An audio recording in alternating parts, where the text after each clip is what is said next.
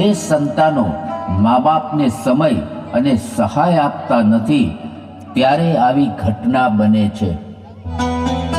મહેશ, હવે આ બા બાપુજીનું શું કરવાનું છે? આજ ફેસલો કરો. કાંઈને વૃદ્ધાશ્રમમાં મૂકી આવો, કાં તો આપણે અલગ થઈ જઈએ. શું કામ નાની નાની વાતમાં બા બાપુને લઈને ઝઘડા કરે છે? ના ના, આ સહન કરવાની પણ કઈક હદ હોય કે નહીં? આખો દિવસ કચકચ કર્યા કરે, મારે કેટલું સહન કરવું? ઘરડા માણસ છે, ઉંમર થઈ ગઈ છે એટલે સમજણ શક્તિ ઓછી હોય. તકલીફ પડે ત્યારે તારે કહી દેવું. કેટલી વાર કીધું છે કે શાંતિથી રહ્યો ને અમને પણ શાંતિથી રહેવા દ્યો, પણ સમજતા જ નથી. એમને 2 ટાઈમ જમવાનું, સુવા બેસવા ખાટલો અને પહેરવા 2 જોડી કપડાં કરી દ્યો. બાકી કાંઈ કરવાની જરૂર નથી. આટલી સેવા કરીએ છતાંય કઈ કિંમત જ નહીં. મારે શું આખી જિંદગી એની સેવા જ કરવાની? બા અને બાપુજી જૂનવાણી વિચારવાળા છે. આજના કોમ્પ્યુટર યુગમાં એને કાંઈ ખબર ન પડે. આપણાથી થાય એટલી સેવા કરવાની. લ્યો, નામ લેતા આવી ગઈ ઉપાધિ. વહુ બેટા, ઉપાધિ આવતી નથી, આપણે જાતે જ ઊભી કરીએ છીએ. અને મા બાપ જો ઉપાધિ હોત ને તો આ જગતમાં સંતાનો ન હોત, પરિવાર પણ ન હોત. દીકરા, પરિવાર શું છે એ સમજાઈ જાય ને ત્યારે મા બાપની કિંમત સમજાઈ જાય. અમારામાં કદાચ તમને સમજી શકાય એટલી વિચારવાની શક્તિ ઓછી હશે. દીકરા, તમારી બુદ્ધિ અને તંદુરસ્તી ન બગડે એ માટે તમારી માએ પોતાના તમામ મોજ શોખનો ત્યાગ 9 મહિના સુધી કર્યો હતો. અરે દીકરા, આજના કોમ્પ્યુટર યુગની 9 કરોડ માતાઓ દર વર્ષે પોતાના બાળકને પેટમાંથી સીધા પરલોકમાં રવાના કરી દે છે. પણ એ જમાનામાં તમારી માએ જો આ જગતનો વિચાર કર્યો હોત ને તો આજ તમારા જન્મ ન થયા હોત. જોઈ લ્યો, છે કઈ કિંમત તમારી આ ઘરમાં? આપણો જ રોટલો ખાય છે ને આપણને જ સંભળાવે છે. બાપુજી, બોલવામાં કંઈક સભ્યતા રાખો. મનીષા સાચું કહે છે. એ કેમ કરતા હો તો શું વાંધો છે? દીકરા, આજ મા બાપને સભ્યતા રાખવાનું શીખવાડો છો. આજ ખબર પડી કે 20 વર્ષ સુધી મા માટે દીકરો હોય છે, પછી પારકો થઈ જાય છે. દીકરા, હું તો આંધળો છું, પણ લાગે છે આજ તમે તમારી માને પણ આંધળી બનાવી નાખી. બસ, હવે હદ થાય છે. હવે આ ઘરમાં કા આને રાખો કા મને રાખો. બસ, હવે બહુ થયું. હવે આ ઘરમાં તમે લોકો 1 મિનિટ પણ રહી નહીં શકો. ચાલો, નીકળો ઘરની બહાર. ખબરદાર દીકરા, જો તારા બાપુનો હાથ પકડ્યો છે તો જે હાથે તને નાનપણમાં હાલતા શીખડાવ્યું એને ઘરમાંથી હાલતા કરતા શરમ નથી આવતી? નાલાયક! બા, આ ઘરમાં ત્રાસ દેતા તમને શરમ નથી આવતી? ભૂલી ગયા આ આપણા ઘરની વહુ છે, નોકરાણી નથી. તો આ ઘરમાં અમે કોણ છીએ? દીકરા, હવે 2 શબ્દ કીધા એમાં 20 વર્ષથી હૈયે રાખનાર જનેતાને જાકારો દેતા તમારો જીવ કેમ હાલે છે? બસ શ્રદ્ધાની માં, બસ. હાલ હવે આ ઘરમાંથી આપણા અંધળ પૂરા થયા લાગે છે. આજથી આપણા ઘડપણની શરૂઆત થઈ. સદાય સુખી રહેજો. હાલો શ્રદ્ધાની માં. દીકરા, ગમે તેવો દીકરો હોય તો મા બાપી દીકરાને સાચવી લે છે, તો મા બાપને દીકરા કેમ સાચવી શકતા નથી? એટલોય વિચાર ના આવ્યો કે આ ઉંમરે અમે ક્યાં જાશું? ગમે ત્યાં જાઓ, પણ હવે અહીંથી જાઓ. અને પાછા ના આવતા અમારો જીવ ખાવા. ભલે વહુ બેટા. હાલો શ્રદ્ધાની માં, મારો હરી લઈ જાય ત્યાં હાલી જઈએ. જે ઘરમાં મંથરા પૂજાતી હોય ત્યાં ભગવાન શ્રી રામ પણ શું કરે? સંપત્તિ હોવા છતાં ઘરમાં માની આતેડી કકડાવે અને બાપને હાથ જોડવા પડે એ ઘરમાં તો ભગવાન પણ રહેતા નથી. હાલો શ્રદ્ધાના બાપુ, જે નસીબ લઈ જાય. બા, બાપુ, આશરો તો ગમે ત્યાં મળી જાય, આ દેશમાં વૃદ્ધાશ્રમો શા માટે બનાવ્યા છે? ભલે દીકરા, આવા નમાલા દીકરાના ઘરે રહેવા કરતા તો વૃદ્ધાશ્રમ બહુ સારું અને સારું છે કે આ દેશમાં વૃદ્ધાશ્રમો છે, નહીંતર આજ મા બાપ રસ્તે રચડતા હોત. શ્રદ્ધાની માં, ભગવાનને પણ ખબર હશે કે એક દિવસ એવો પણ આવશે કે સંતાનો મા બાપને ઘરમાં રાખશે નહીં, એટલા માટે વૃદ્ધાશ્રમો બનાવ્યા હશે. દીકરા, અમારાથી કઈ ભૂલ થઈ હોય તો માફ કરજો. ભગવાન હંમેશા તમને સુખી રાખે. હાલ હવે વધારે અપમાન થાય એ પહેલા નીકળી જઈએ.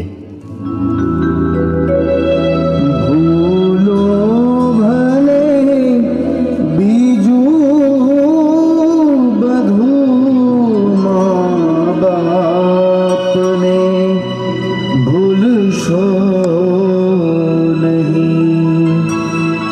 અગણિત છે ઉપકાર એના, એ હવે સરસો નહીં, એ હવે સરસો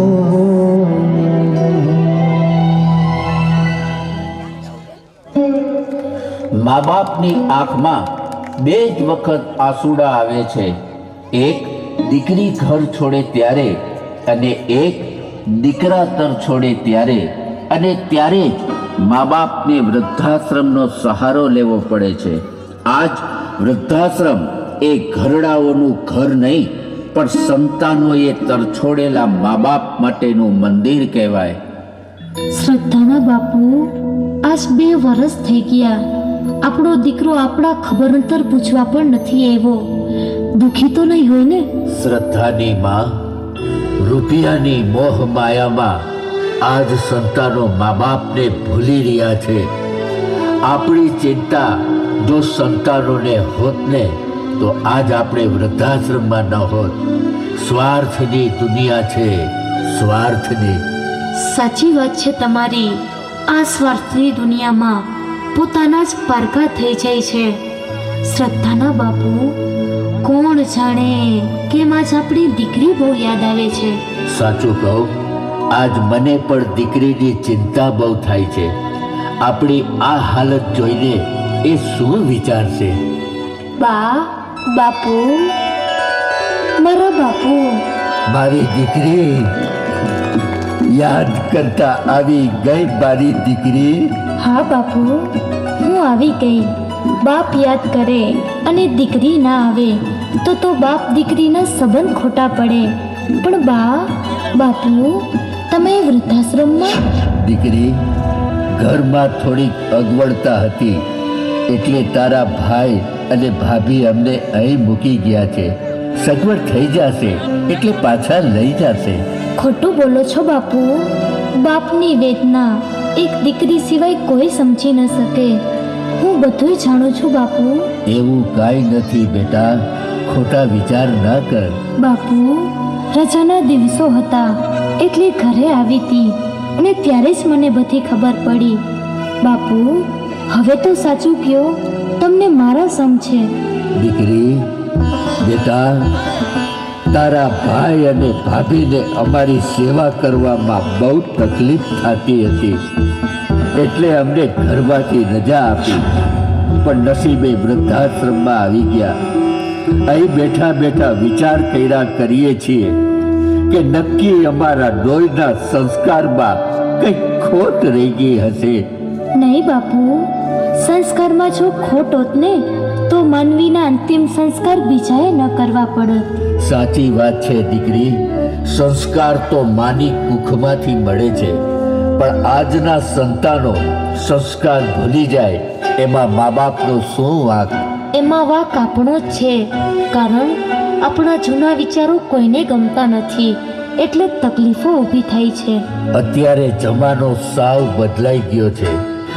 40 લાખના બંગલામાં ફર્નિચર રાખવાની જગ્યા છે એક મા બાપને રાખવાની જગ્યા નથી. જમાના પ્રમાણે આપણે રહેતા શીખવું પડશે, નહીતર મંદિરો કરતા વૃદ્ધાશ્રમો વધી જશે. સાવ સાચી વાત છે દીકરી. બેટા, ઘરે તો બધા સુખી છે ને? કઈ તકલીફ તો નથી ને? તકલીફ હોત ને તો દોડીને એવા હોત. આજ મોટામાં મોટી કોઈ તકલીફ હોય ને તો તે મા બાપ છે. આજ આ દેશમાં જો વૃદ્ધાશ્રમો ન હોત ને તો મા બાપની શું હાલત હોત? બાપુ, ચિંતા ના કરો. આ તો મારી ગેરહાજરીમાં ભાઈ અને ભાભીએ તમને ઘરમાંથી કાઢ્યા. બા, મને કેટલું દુઃખ લાગ્યું હશે. જવા દે બેટા, આપણા ભાગ્યમાં જ આવું લખાયેલું હશે. પછી સંતાનોને દોષ દેવાથી શું વળે? દોસ્ત તો મારા પેટને આપું છું કે આ કુખે આવો કપૂત દીકરો પાયકો. અરે, આવા સંતાનો કરતા તો વાંઝિયા રહેવું વધુ સારું.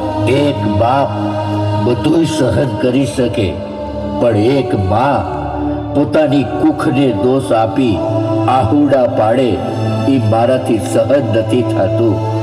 અને કરવું પણ શું? સાવ લાચાર છું. નહીં બાપુ, બાપ તો ઘરનું માથું કહેવાય અને માં ઘરનું હૃદય. મા બાપ વગરનું ઘર તો બેઘર કહેવાય. ચાલો બા ઘરે, હું આપને લેવા આવી છું. બાપુ, નહીં બેટા, જે દીકરા માટે રાતા લોહીને દૂધ બનાવે એ દૂધ પાનારી માને રાતા પાણીએ રોવડાવે એવા કપૂતના ઘરે જાતા પગ કેમ ઉપડે બેટા? દીકરી, જે માએ 9 મહિના સુધી સંતાનોને પેટમાં રાખે, એ સંતાન 9 મિનિટમાં મા બાપને ઘરમાંથી કાઢે, એવા ઘરે જવા કરતા તો ભગવાન અહીંથી સીધા શમશાને લઈ જાય તો સારું.